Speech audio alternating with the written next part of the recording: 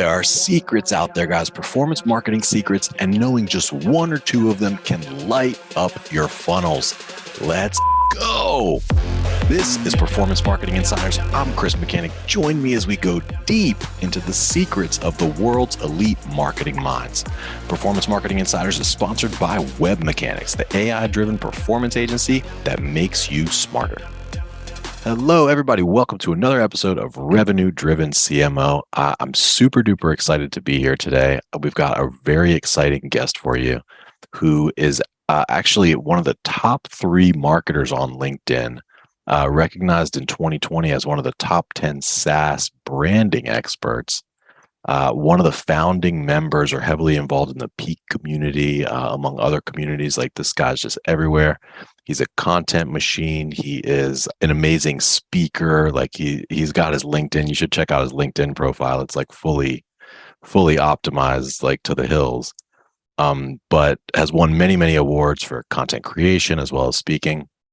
And really, at the end of the day, he's an amazing marketer. He helps businesses drive measurable results, primarily through social. He is currently Chief Marketing Officer at Agora Pulse, which is an exciting outfit out of France, actually, I learned, that I'm excited to talk about. But ladies and gentlemen, welcome Darryl Praill to the show. My friend, thank you so much for having me here. I am just delighted, thrilled, tickled, and excited that I and throw any more adjectives in there you want to, but I genuinely am excited. Let's do this today. You have an awesome camera presence. Is your background in TV or film? Like, have you been in broadcasting or anything like that? So funny you asked that. So no, I don't. I'm a computer programmer by trade. If you go back way back when, yeah. But I did have my own agency, my own marketing agency for 10 years. And we just made a boatload of money doing podcasts, video, live streams. But why it's so funny is because my son, who's now 28 years old, who said there was no way in hell he was ever going to follow me in my footsteps. He is a network television news anchor. So I like to tell him that the only reason he's there is because of my influence on him. And without me, he's nothing. And it's amazing how he rejects that. It's weird how that is, but there you go. Nice. Well, Darryl, let's cut right to the chase. You know, our audience loves secrets. We're all about those secrets. Tell us, what's one of your best kept secrets to marketing success? Like, how are you winning over and over again? Okay, so here we go. Organizational culture, team culture is absolutely everything. And if you do not get that right from the beginning, then you are destined for failure. That's how I've had success. I've learned that the hard way, which means there were failures before there were success. You never understand the power of the team. Individuals can make you successful, and individuals can poison the well and bring everybody else down. Yeah. There's lots of conversations around this. If you look at the book Friction, it talks about the enterprise operating system. It asks some core questions around people, such as, is this the right person in the right seat? That's a cliche, but it's so true. Do they get it? Do they want it? Do they have the capacity to do it? These are all aspects you need to understand about building the team. And at the end of the day, for you as a leader to build that team, to have the success you want, because you are only as good as your weakest link, means that you yourself need to be a rock star in communication. You need to hold your team accountable. And if they do not achieve those expectations that you're holding them accountable to, then there needs to be consequences. You cannot delay and keep hoping that they will eventually figure it out, because the more they delay, the more you're telling the rest of the team that it's okay to miss those goals. Yeah. And then you need to reward them with career development, progression, skills, capabilities. And you do that builds loyalty. And if you do all of that, you will be successful. But here's the caveat. They never, ever teach you the skills to do that as you grow through your career. You grow through your career being a tactician, being someone who can execute. But the minute you're in leadership, it's a completely different set of skills. So if you yourself aspire for this, or you find yourself struggling with this, it's likely that you've not developed your own skills, and you got to develop your own skills before you can lead a team to success. Brilliant. Love it. There's a lot to unpack there. It is a very common topic. You know, people are always talking about culture eats strategy for breakfast kind of things. You seem to really know a thing or two about it. I feel like people pay a lot of lip service to the culture thing, but from the way that you're speaking, I can tell that you've sort of been there, done that. I would love it if you could tell us, because you said that you'd failed in the past, and that's probably like kind of how. Yeah. But I'd love if you could tell us like what the failure story looked like, sort of what you learned, and then what excellent looks like in your mind. So I failed on more than one occasion. I failed, my friend. I have failed so many times. It's like I should get like an award. I may be the top 3 marketer, but I'm like the number 1 failure. And how I still have a job, I do not know. Because of that, thankfully, I'm surrounded by leaders who have given me grace, which is, of course, what we want to do to our own employees. So the mistakes I have made, there's probably a couple mistakes I've made, and I can give you story after story of it. But the recurring theme is this.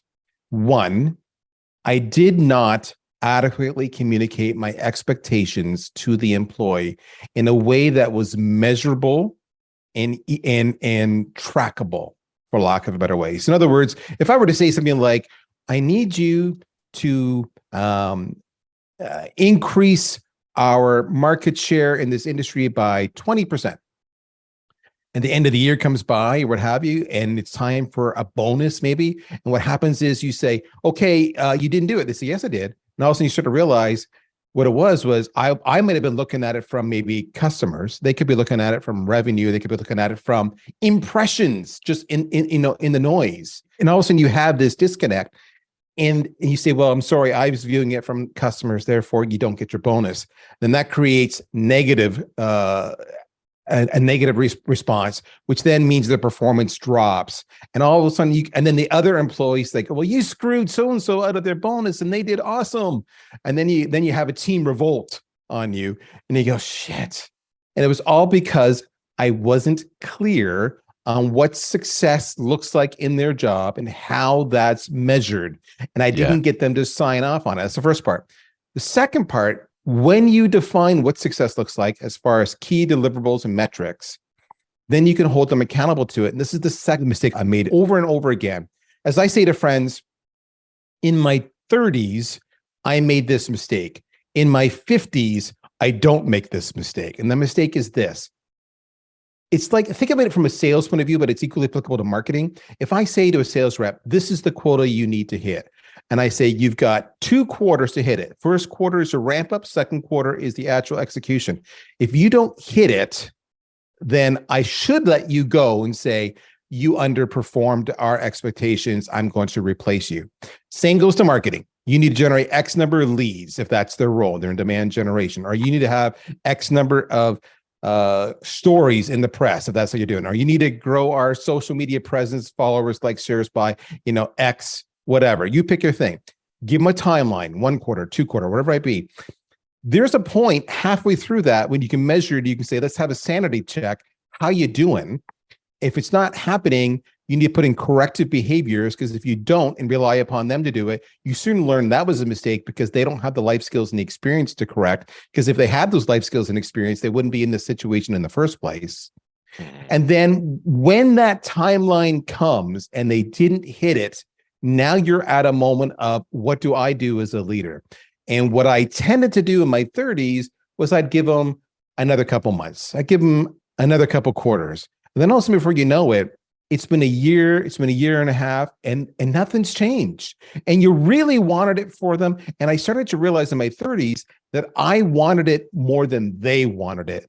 But what's really important here to understand is, at this point in time, a year or a year and a half have gone by, and you are so far behind on your deliverable that it reflects back upon you as a leader. And even if you replace that person tomorrow, the next person is going to need another 2 quarters to get up to speed, which means you'll be 2 years behind, and chances are you're going to be fired. It affects the team. It affects the morale. If I don't hold that person accountable, the rest of the team starts to realize they're not being held accountable, so they start blowing it. So the whole point I learned in the holding people accountable thing is to set clear expectations, to set clear deadlines, and if necessary, cut bait sooner rather than later. So now when I eventually let people go for performance reasons, it's not a knock against them. As I say to them, you're just not a good fit here. You may be a great fit somewhere else, but based on how we're measured, based on how we perform, based on how I'm measured, based on how the board looks at us, this isn't working out. That does a couple things. That tells the rest of the organization that you're very serious. That tells the rest of your team that there's consequences if they do not perform. And what the thing that blew my mind the most when I started doing this was how many of my team started coming out of the woodwork and saying, I'm so glad you did that, because that person was pulling us all back. They were whining behind their scenes. They felt like a victim. And because you did that, I now know that you're building a high performance team, and I want to be part of a high performance team. And boom, you've now created the culture that you want, a culture of accountability, a culture of clear communication, a culture of clear expectations, and a culture of high performance. That's what you want. So there we go. That's my story. Well, I've got, there's a lot to unpack there, and I've got a couple of specific, maybe 2 micro questions. Do it. What about in the scenario where, so in sales is pretty easy. It's like, hey, here's this metric.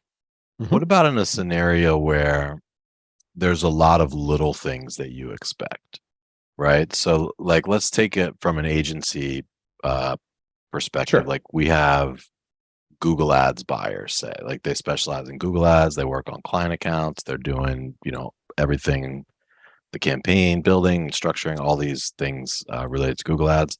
And their job ultimately is to get higher quality leads at a lower cost per lead in most cases, right? Yep.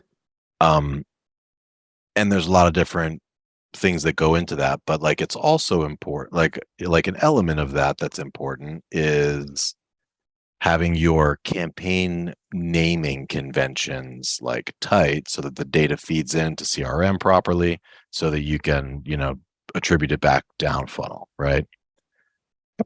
So in a world where like, and that's just one example, there's probably 100 little things that we expect our Google Ads buyers to do. Yep. So in a world where there's a lot of small expectations, how do you handle that? Or is it just the one big metric that you're really focused on in every case? No. So our job as leaders is to map, is to translate how those small, often seeming inconsequential elements of your daily job impact the organization and the organization's goal. So this is a conversation I have all the time, especially since I've become CMO at Agorapulse. So I'll answer your question, but I'll tell a story first that ties back to your question. And if I talk too much, just interrupt me and tell me to shut up. And no, I'm enjoying this. I'm actually learning here. This is great. Okay, this is great. So the biggest thing, for example, this is my first day in the job. I've been here just over a year. I end up going to this show. It's called Social Media Marketing World. It's the biggest social media show in the industry. Mm-hmm. And it's in San Diego every year. Beautiful San Diego. So I show up day one. I'm meeting some of my employees, but as you said, the company's out of France, so not everybody's there. And I'm checking out the crowd, checking out the audience. Thousands of people there at a live event. And it was really interesting because I went to one of the sessions. And there was a massive auditorium and everybody's in there. And there's this guy speaking to a room full of marketers. And he starts talking about whatever topic he was talking about. What was important to set up his conversation was the conversation around UTM parameters. And he starts to explain what a UTM parameter is. Me being the new guy, I was taken under the wing by one of our clients who happened to be there, sweet woman. And I turned to her, who was with me in this conference, and I said, why the hell is this guy talking to a room full of marketers about UTMs? Surely to goodness, if there's an audience that understands what UTMs are, it's this room here right now. And she turned to me and she said, Darryl, I know why you think that, but I can guarantee for you that the vast majority of this room have no idea what UTMs are. And I was shocked. How could that be? How could you be in marketing and not understand the importance of physically tracking your results? What I came to learn was she was right. That was pervasive. The vast majority of social media people, agency people, the practitioners, do not know what a UTM is. What they know is whether if they're doing organic, they know likes and shares, vanity metrics, and if they're doing paid, they know conversions, right? What I've had to do with that audience is I've had to over and over coach them. So, for example, one of the things we learned about our audience as I was getting to know my buyer was that they all feel undervalued. They feel like they don't get respect in the marketing organization. They feel like they're not consulted for their input. They feel like they're disposable, that they can just be replaced by somebody else. And they feel like they have no career path. And so, as you might imagine, that's heartbreaking for me as a leader that you feel that way, but I understand why you feel that way because I see it myself. I see, and I'm guilty of treating that person in that role. And whether it's an agency or a team doing, Google ads, it's the same function and they don't feel valued. And so what I started talking to them was, I said, how do you measure your success? And what was always interesting when I had a conversation with them, they look at you like no one's ever asked them that before. And I'm like, no, literally, how do you know if you're making an impact? How do you go home feeling good at the end of the day that you made a difference? And sometimes they'll say, well, I generated, 10 leads on my paid ads, or I got, one of my posts, my organic posts went viral and I got like 100 comments. I'm great. I said, okay, so this is the coaching I give them. Your CMO doesn't care about any of that. And you see them go, what do you mean? Like this is a shocker to them. I said, let me help you understand how a CMO works. And I will tie it back to your statement here shortly. But this is the bridge part that's so important to help answer your question. I said, your CMO every year goes hat in hand to the bean counters and says, can I have some budget, please? And can I have some headcount, please? And they say, okay, we'll give you budget, we'll give you headcount, but we expect a return on our investment. And by the way, if you do well, we will give you more money, but we're going to hold that money back until you prove to us that you can be a good steward of our money and generate a positive return. I said, so the CMO doesn't care about your likes and your follows, doesn't care that you generate 10 leads. What they care about is how many of those, likes and follows then signed up to learn more about your product or your service and became a paying customer. How many of those 10 paid lead conversions became a paying customer? Your CMO wants to know how you impacted the company's bottom line, because that's how the company is measured. That's what they talk about the leadership team. That's what they talk about the board level. That's what the shareholders want. What did I get? Did we grow? Likes and follows or 10 new leads are irrelevant. They care about how it maps to achieving the company goal of a revenue target. And I can guarantee every agency, because I talk to all the agency owners out there, they all have the following goals. They have a goal of, I want to achieve X revenue growth, X percent. I want to get Y new customers.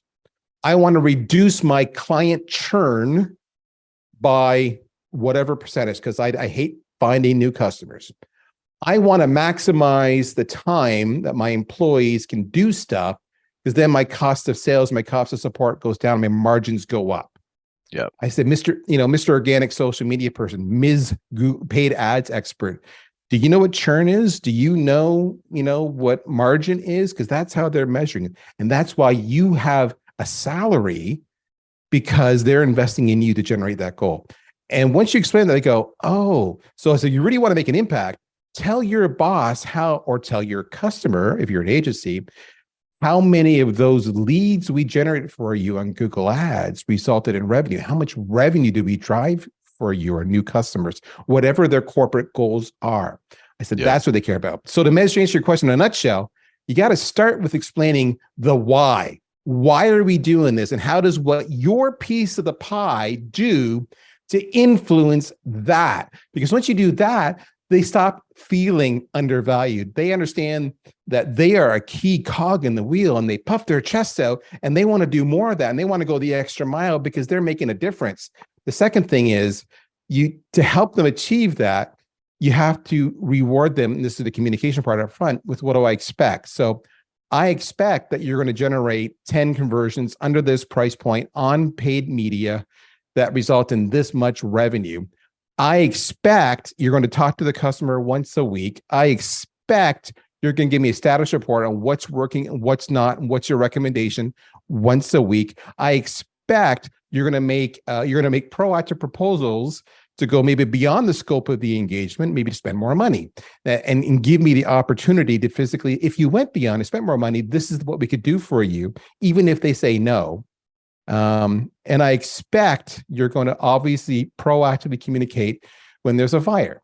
Those are all things I can measure. I can measure how many meetings we have. I can measure how many proactive proposals they've made. I can measure how much revenue they've driven, because then I, as the agency owner, can then go back and say, look, we drove this many leads, which resulted in this much revenue.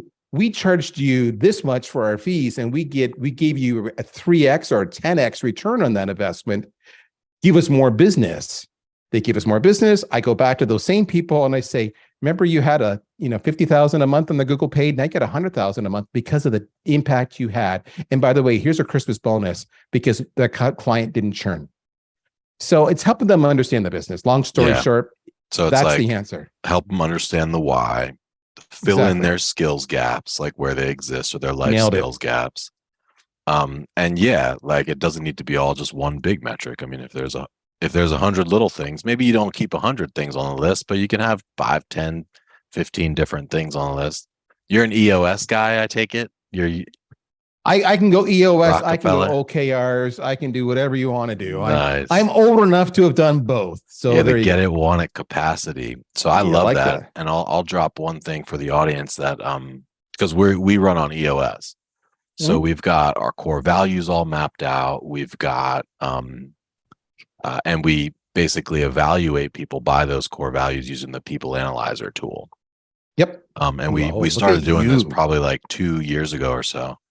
But it's been really, really effective. And I think having those conversations is key. And those conversations are hard to have. Like it's really easy. I'm positive that many of the people listening are of the like, oh, let's just give it a couple more months. Let's just give it and then like that resonates with me because we've done that many times, but we're proactively like forcing ourselves basically to have those difficult convos. And it's very effective when doing so. What I love about EOS to that point, because it kind of goes back to this conversation we're having here about setting expectations, is EOS, for those who haven't read it, I mean, the book is called Friction. You want to read it, go check it out. Yeah. But EOS, or Enterprise Operating System, is the framework. It's there's 6 pies, people, data, processes, etc. And but what it does, a couple of things, especially rolled out through the company, is the big rocks, right? So what are the big rocks? And what are the issues affecting us from doing this? And then what's the data that we use to actually track all this? Yeah, everybody gets a number, at least one number everybody has. When you start rolling that out, all of a sudden that person who's doing the paid media or the organic social, they start to understand how their big rocks affect the other big rocks, right? Yeah. And they have a chance to voice their concern about the issues. Yeah. So, but the big thing is, it's all got to be measurable. In the end, you got to measure. I see this over and over again.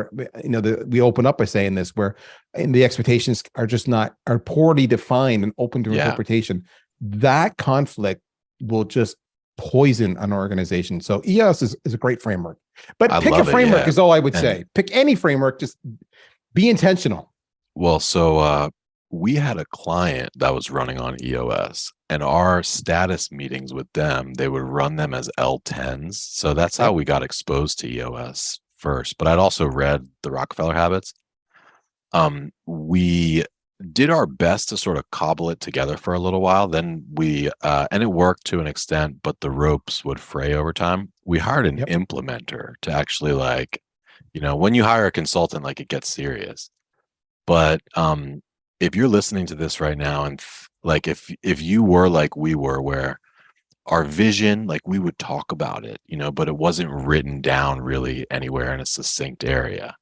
The vision, like they have this tool, the VTO, where you lay out all the core values, you lay out the vision, you lay out the target market, the go-to-market strategy, the BHAG, if you will. And it's just this really neat one-page document, but I highly recommend, like, for marketing teams internally, even a smaller team at a bigger company, like, you can totally spin up a little instance of EOS just with your own marketing team. You know What what I I love mean? about I love there's so many elements I love about it. I hate the EOS name, the Enterprise Operating System. I just find obnoxious as a It's marketer. entrepreneurial, I thought. Entrepreneurial Is operating it? system. I think Is that's it? what it is. Okay, you may be right. Either way, I still find it obnoxious. I don't know. An operating system. That's just me. That's my hang up, not yours. Is the whole idea of the accountability chart too. So the accountability chart, for those who are listening, it's really it defines what is this individual accountable for, and then all your peers sit back and say, "Do we agree?" You know, that's the get it, want it capacity element. Does that person get it? Do they? Are they? And then the other element of that is the people where they say, "Is this the right person in the right seat to be accountable for this?" Right? And I've had. That's what is interesting about EOS is it creates a common vocabulary for you to talk about amongst your own community. I remember talking to my CEO at one point about an individual on my team that I didn't think was working out, and I thought they were having a detrimental effect on the rest of the team. And my CEO said, "Well, why is that, Darryl? Because if you look at their results, they're actually doing really well. You know, for example, generating a lot of leads." And I said, "I think it's the right person in the wrong seat. In other words, this person is an entrepreneur. This person wants to, you can see they want to do a startup or they want to be the CMO, and that's not their role. They're in the wrong seat." And when I said that, all of a sudden he went, "Oh, I get it." So I said, but it's a great conversation. And it's interesting, right? Because they started off with values, which goes right back to we talk about here in organizational culture. And to your point, a lot of people talk about this and you don't get it. And I don't think you get it or you give it platitudes until you live it. And the best way I can say this to people is the following. Have you ever made a bad hire? And if so, how did that impact your life? And how did that disrupt your team? Have you ever had a hire who just never seemed to get the job done? Despite you thought you did the checks on them, did the background checks, maybe you did a third-party psych test, but they just don't get the job done. How does that affect you? How does it affect your credibility in the organization? How does it affect your team and the people that rely on this person? Have you ever felt like you're giving everything to these people and they're just not grateful and they want more? No matter what you do, there's drama going on in your team. If you're feeling drama, the rest of your team is feeling drama. Is that a happy place to work? If it's not a happy place to work, and it's not, people work less hard. They're not loyal. They punch a clock and they do the bare minimum. They quiet quit. You have turnover. These are all the issues that impact your culture. You get the culture right, though. It's a high performing team. It's a great place to work. They'll go the extra mile when you need them to. And you kick ass and you feel good about yourself. And then you get pay raises and then you get recruiters calling you. And then all of a sudden, before you know it, you're hanging out with this guy on his show and you're a rock star. Nice. Yeah. I mean, I think everybody listening probably has had that feeling, as well as the opposite feeling where when you hire somebody and they're just amazing, like right off the bat, just like killing it, exceeding expectations. It's such a sharp contrast sometimes. And it underscores the importance. Like our EOS implementer, every time we see him, he's like, RPRS, right people, right seats. Like once you get 100% right people, right seats, like everything becomes easier. Your whole life, like the quality of life increases dramatically, you know? Yes. And that's the thing, right? We spend the vast majority of our days working, right? And that's why we all work for the weekend. I would rather be someplace where I have fun and I feel like we're changing the world together, whatever that journey might be. Totally. Well, so hey, there you go. Time is flying. We're having fun. Let's talk about Agora Pulse a little bit. I'm curious. Sure. Well, I mean, just tell us like what it is first and foremost, but I'm curious about your marketing strategy and your team and what you got going on over there marketing wise. I can tell you all that. All right. So Agora Pulse, this is where you see if I'm a good marketer or not. What's my pitch, right? Here we go. Agora Pulse is a social media management platform. And then I'll stop right there. Boom. Most marketers know what that is, but for those who are still not sure, but you understand the tech stacks, I would tell you that we would compete with vendors like Hootsuite or Sprout Social. Yep. The basic premise is the following, and then I'll tell you about my team. If you look at Gartner research, if you look at HubSpot research, you look at most researchers, when you ask marketing leaders who use a variety of channels, maybe it's paid, maybe it's organic, maybe it's email, maybe it's events, maybe it's something else, content. What is your number one go-to-market channel? Across the board, it's social media. Well, why is that? The reason it is because everything we do takes place some way, shape, or form on social media. Running a webinar, you're promoting it in social media. Had a webinar, you're doing digital confetti video clips afterwards on social media to drive more awareness and leads. Got a great ebook? Promoting it on social media. Got an event you're going to? Like new product launch? Yeah.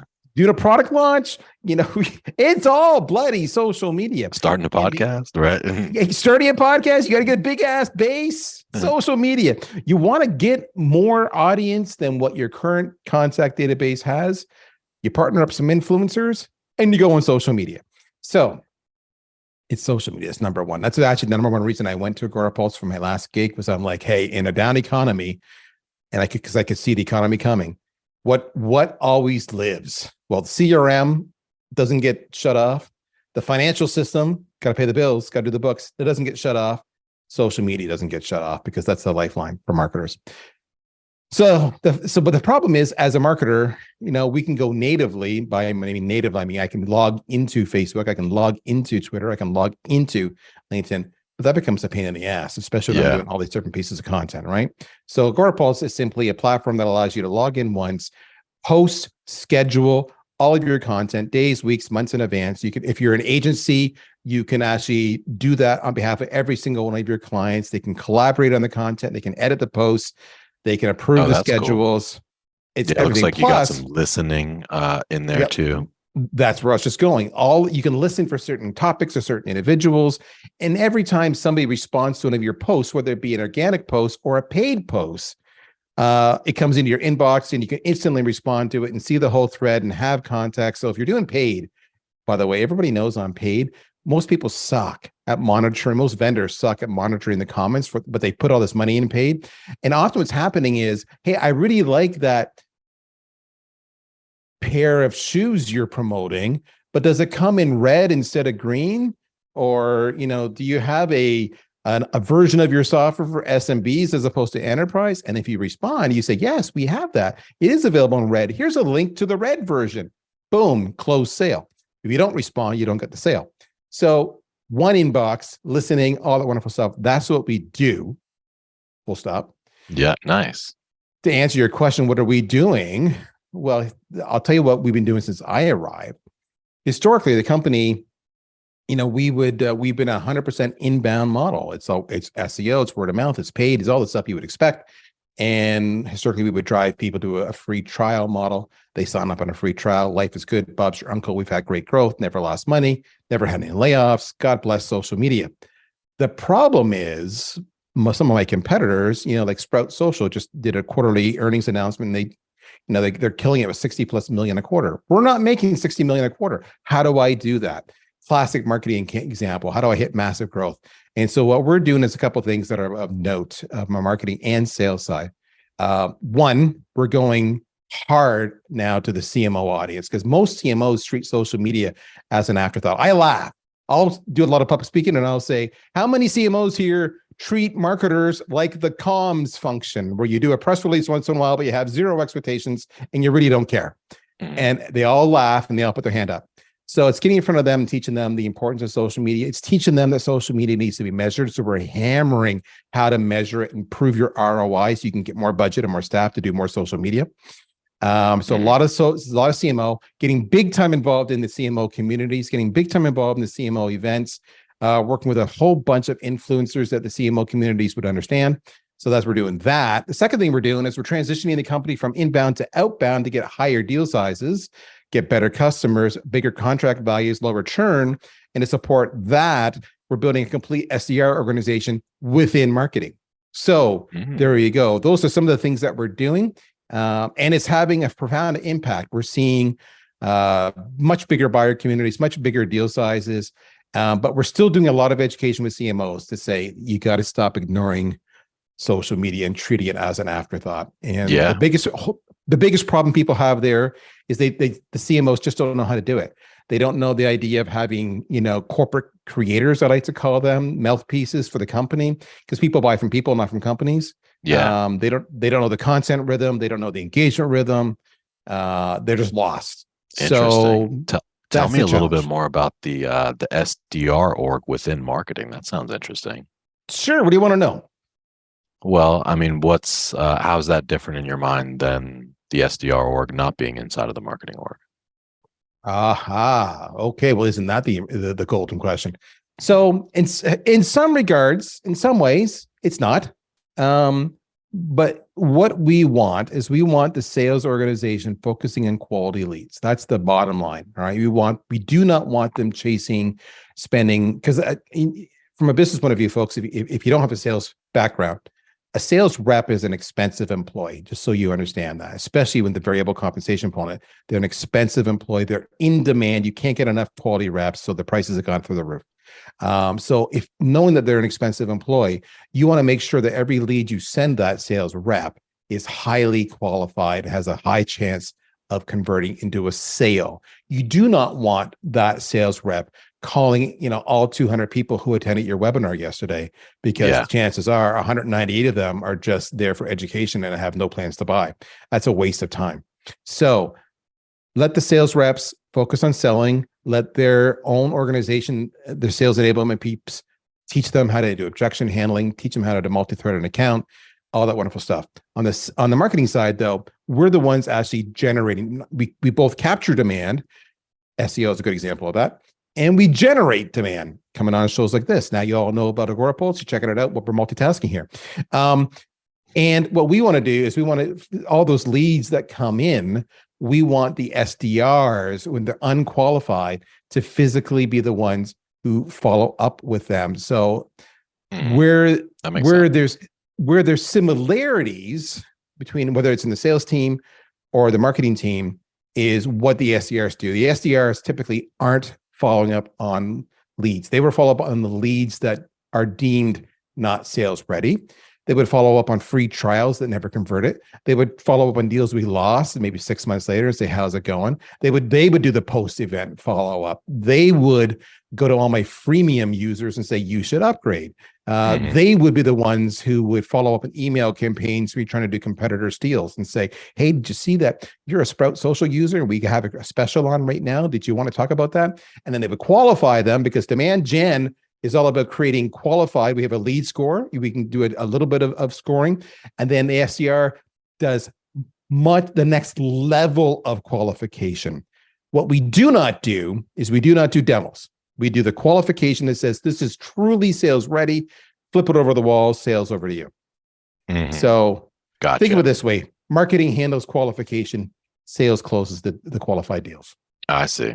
I thought you were going to say that like every SDR would have to post on LinkedIn and document their journey, or create content on LinkedIn and then generate the leads that way.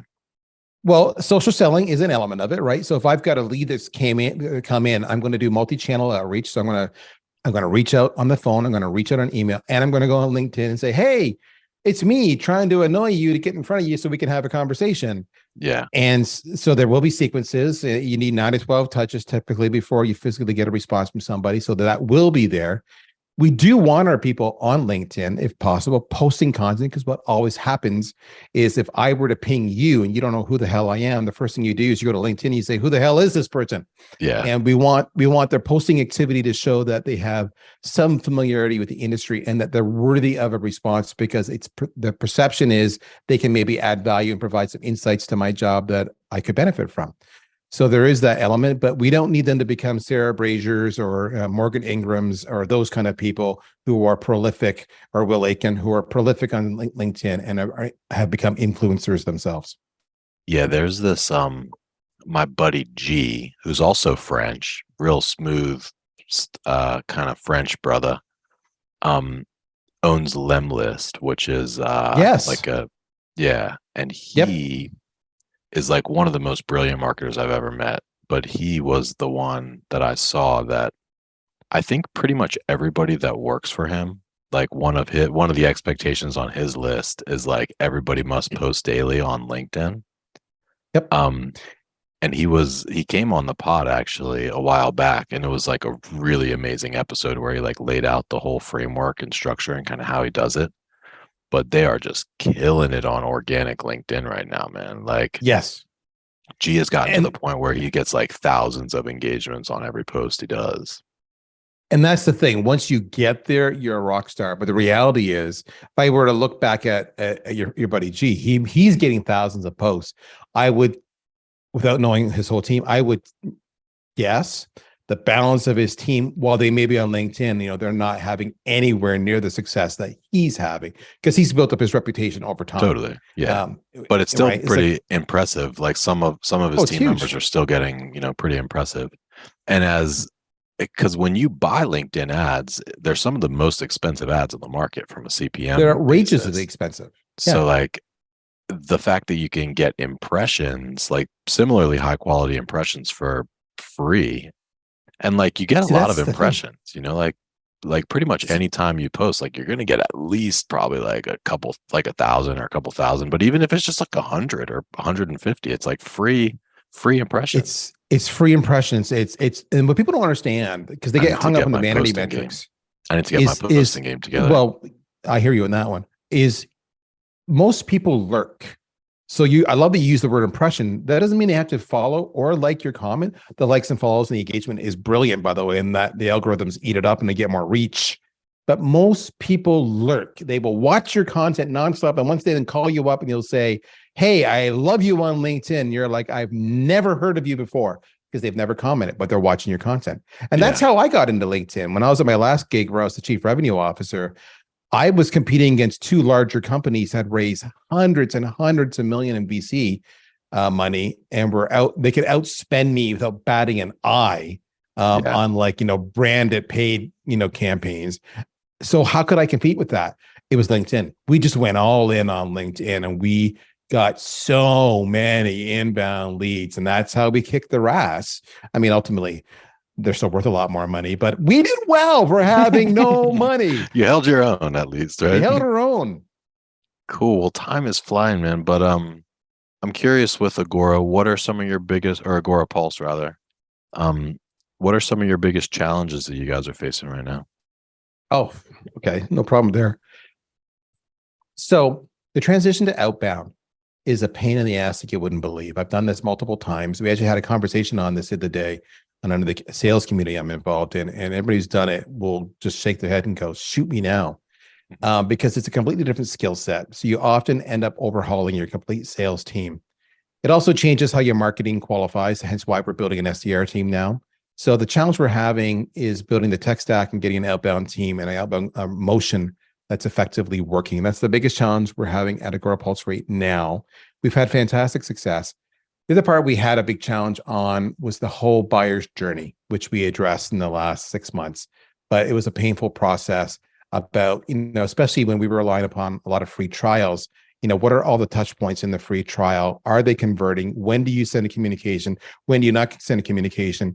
At what point, there were points we had where marketing was nurturing them as part of a free trial sign-up process, but sales was also trying to get a hold of them. But then they were getting in-app notifications, and it was nuts. We were overwhelming them. We were spamming them with messages, and none of us realized that because individually we were working as silos, thinking we're doing the best thing going. So I understand the buyer's journey, and then making that transition to an outbound process is a bitch, and that's what we're going through right now. I don't think it's different from anybody else who's gone through that.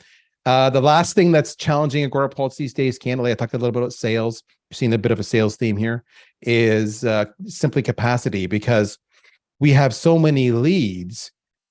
We literally have more leads than we have sales reps capacity to handle all the leads, which is a good thing from a marketer's point of view. Right? Best problem ever.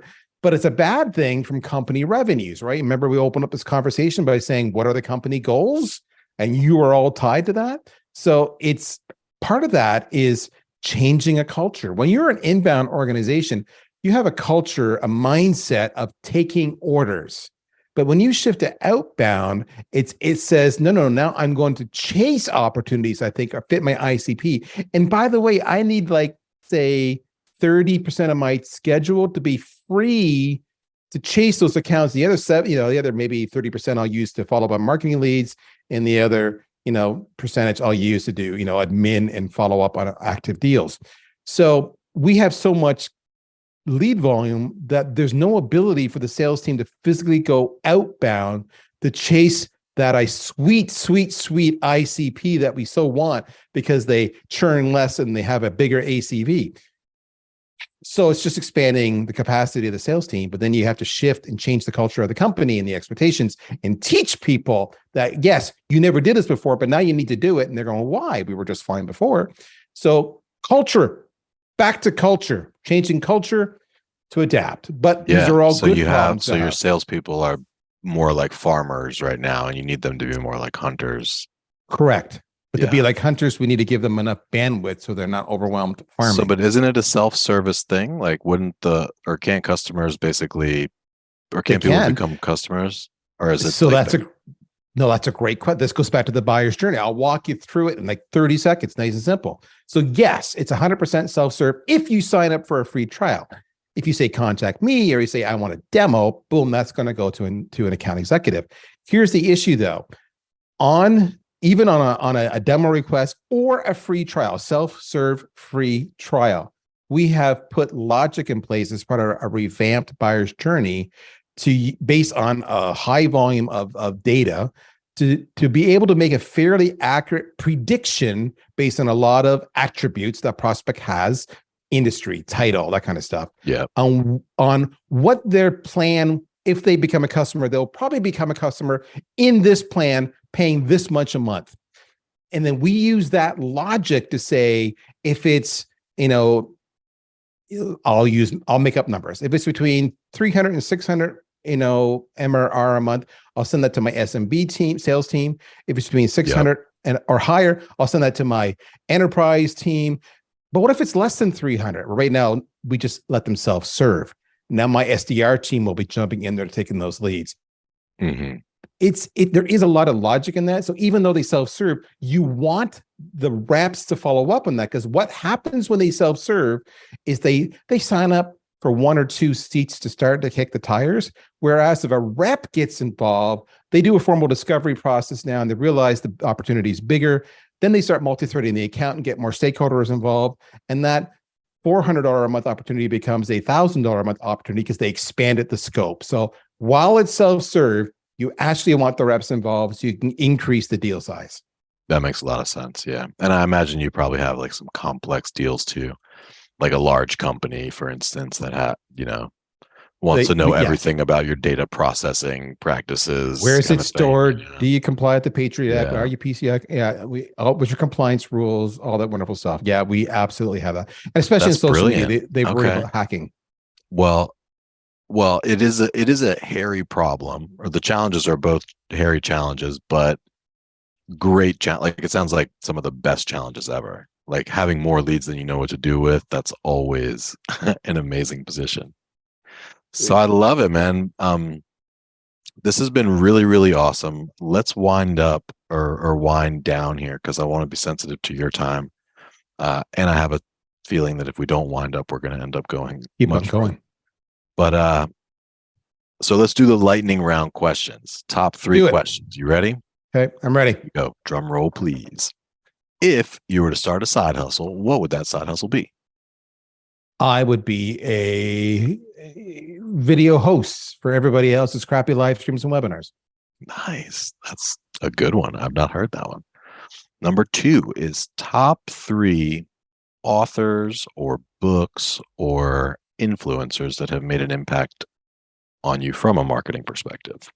Oh, from a marketing perspective, Sangram Vajre, good friend, has become a good friend. All about ABM and now go to market. Dan Disney, rock star LinkedIn guy who's incredibly polite and British. Number 3, oh my gosh, we kind of have a tie between Blue Ocean Strategy and Crossing the Chasm. I'm dating myself for many of you folks out there. but the idea of understanding the buyer's journey and the idea of going to the blue ocean versus the red ocean, both have been incredibly impactful and just come back over and over again. And from good to great, another one. Those are my top three. Just the whole idea of the flywheel. I'll shut up. Nice. That was really good. I'll check out Dan Disney for sure.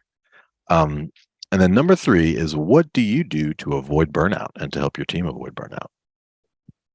I have learned, because I have burned out. In fact, I was guilty of having a nervous breakdown in my early 30s because I was stupid and didn't avoid the breakout. And long story short, I went and got some counseling, and they asked me a stupid question. And the question was this: Darryl, you have a homework assignment. Write your obituary. And I wrote my obituary, and I realized that nowhere in my obituary did I say I worked really freaking hard. So changed my process, and I still work hard now, but I recognize my own symptoms. I'm tired. I'm grumpy. I'm short. I need a break. And I just proactively do that. And I say, that's it. I work hard, but I recognize my own well-being, and I coach my own staff nonstop to do the exact same thing. And if they don't do it, then I physically force them to take a day off, and they don't have a choice in it. Love that. Write your own eulogy. That's probably a pretty powerful exercise. I like that. I'm sure they taught that in day one of psych school, but it's one of those things when you do it, you're like, he was a great father. He was loved. He was, whatever. Nowhere in there did it say he worked really hard. He increased the MRR from X to Y. That's funny. Well, Darryl, this has been an awesome episode, man. Thank you so much for your time. If you learned something, or if you laughed a little bit, why not grab the link to wherever you're watching this, share it with a friend, leave a like or a comment. We'll do our best to respond. And Darryl, if folks want to learn more about you or Agorapulse, where would you direct them? Well, for Agorapulse, it's nice and easy. It's just agorapulse.com. By the way, if you're wondering, everybody always asks, Agora, it's Greek. That's kind of like the central square where people used to go and hang out and talk about life. Pulse, social media. Now you know the story of the naming. LinkedIn, best way to find me, darrylpraill.com. Darrylpraill.com website, but LinkedIn. Just go to LinkedIn. I'm responsive. Don't call me. I will never answer it. Email me, make your subject line really killer, or I'm going to delete it. So there you go. I've just been gut-wrenchingly honest. Love it. Well, Darryl, hang on the line just 1 minute, and we will see you next week, everybody. And that's a wrap. Thanks for joining us today. For show notes and other episodes, visit us at performancemarketinginsiders.com. This podcast is sponsored by Web Mechanics, the performance agency that makes you smarter, offering AI-driven search, paid social, analytics, and conversion rate optimization for financial services, health, B2B, and SaaS brands that know. Hey guys, exclusive for listeners of this podcast, you can get a performance marketing assessment for free. And this isn't some cookie cutter automated report. It lays out detailed, specific things you can do right now to unlock limitless growth and nirvana level personal satisfaction. To claim your free assessment, just go to performancemarketinginsiders.com/audit and you'll have your customer report within just a few days.